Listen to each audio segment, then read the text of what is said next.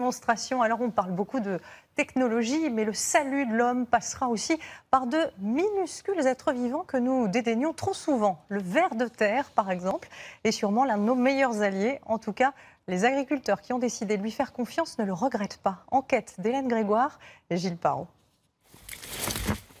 Ce sont les infatigables ouvriers de cet agriculteur. Un coup de bêche. Et là, on en voit un. Deux. Le ver de terre inspire surtout le dégoût, alors qu'il devrait forcer l'admiration. Ils travaillent beaucoup à ma place. En fait, c'est eux qui font le travail de la terre. Ils la fertilisent, ils l'aèrent, ils l'enrichissent. Le lombric remue, creuse, retourne la terre inlassablement. Et pas qu'un peu. Chacune de ces petites bêtes déplace 60 fois son poids, comme si un humain retournait 4 tonnes par jour. Tellement puissant que cet agriculteur a revendu toutes ses machines. Son dernier tracteur ne sert plus qu'à semer, car il ne laboure plus depuis 4 ans. Alors naturellement, les vers de terre sont revenus.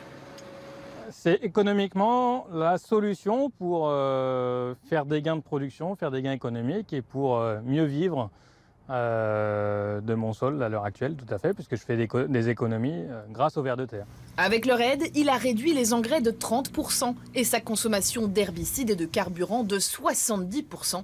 Et ses champs de blé, d'orge ou de tournesol produisent autant. Et voilà comment. Leur galerie favorise l'écoulement de l'eau et la croissance des racines.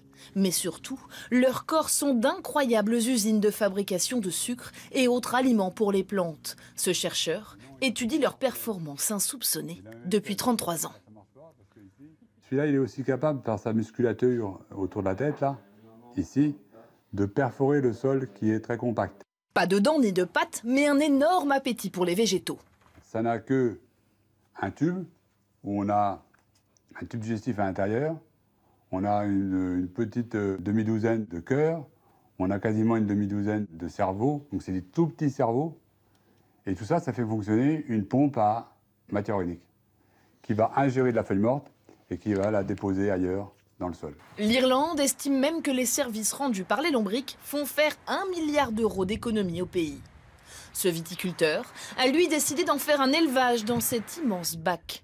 Le fruit de leur digestion, une terre unique. Elle est très riche en tas d'éléments qui vont booster le système immunitaire des plantes, qui vont équilibrer l'alimentation des plantes et qui vont leur permettre de résister mieux aux maladies, à la sécheresse. C'est ce qu'il appelle son caviar pour nourrir ses jeunes pieds de vigne.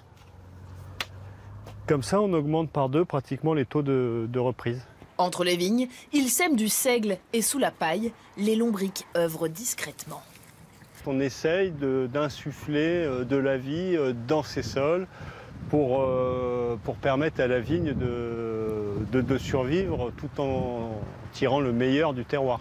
Cet invertébré vieux de 300 millions d'années a survécu à tout, même aux dinosaures. Mais peut-être pas à l'homme et ses activités agricoles. Il y a aujourd'hui beaucoup plus de vers de terre au bois de Vincennes à Paris que dans les plaines céréalières de nos campagnes.